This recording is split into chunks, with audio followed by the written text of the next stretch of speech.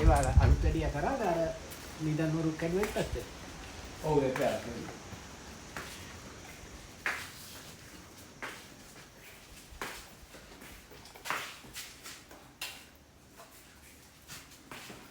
මේ ප්‍රතිමා වහන්සේ ඒ කාලේ කීර්ති රාජසිංහ රජුරු වැඩ සිටින නායකවන්ට පූජා කළා. බලන්න මේ ආසනේ මේසේ දැන් හදාගන්න.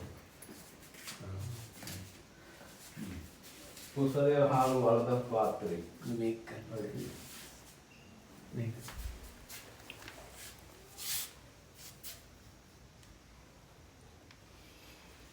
තුම් පිටකේ පොත් වලදී පුෂ්පදේව ආමතුරු ගැන ලියවිච්ච එහෙම පොතකුත් තියෙනවා. ඒව තෝරන්න බෑ ඔක්කොම එකද කරලා. ත්‍රිපිටකයම තියෙනවා. ත්‍රිපිටකයේ සාහිත්‍ය ග්‍රන්ථ ඔක්කොම තියෙනවා. හරිනේ. එහෙමයි. මේ ඇහැලේ පොළ කැපිල් පොළ නිදමේ පාවිච්චි කළ පිඟන් දෙකක් මෙතන තියෙනවා. වතුර බීපු කෝප්ප දෙකක් තියෙනවා මෙතන. මේකෙන් නේද? ඔදී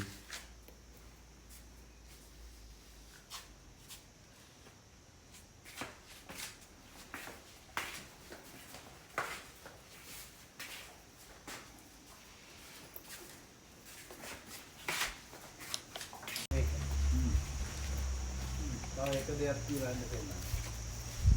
එක දෙයක්.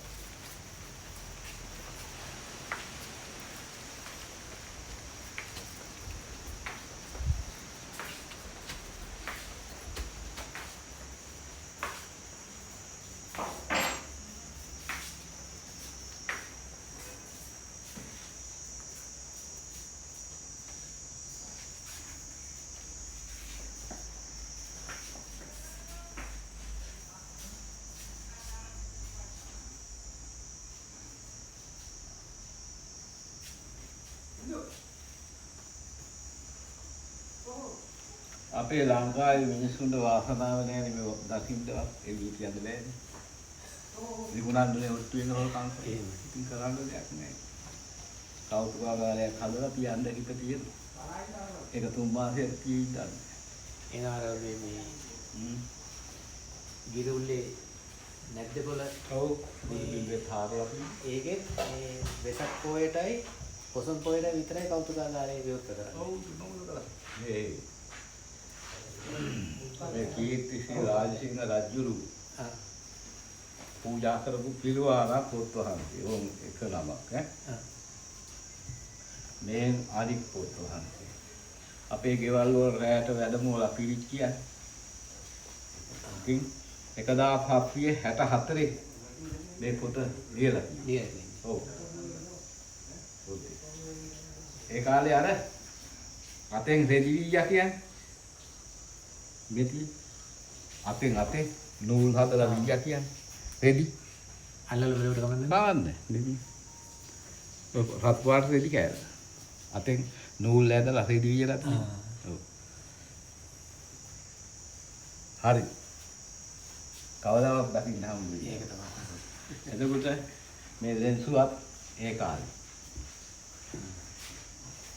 මේ දෙන්සුවත් ඒ කාලේ. මේ පොතේ වලින් අපි ලයිකලා සාස්ත්‍රීය හතර යවුවි. අජිරු ලියලා කිව්වත් ආම්බන් පූජා.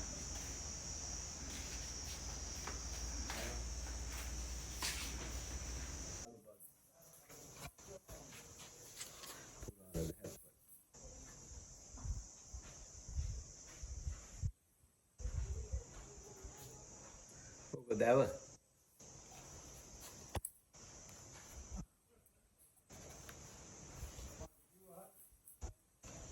කොච්චර මහන්සිලා තියෙනවද මෙහා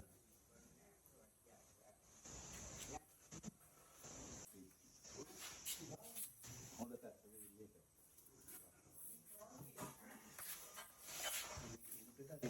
ඔව් කියලා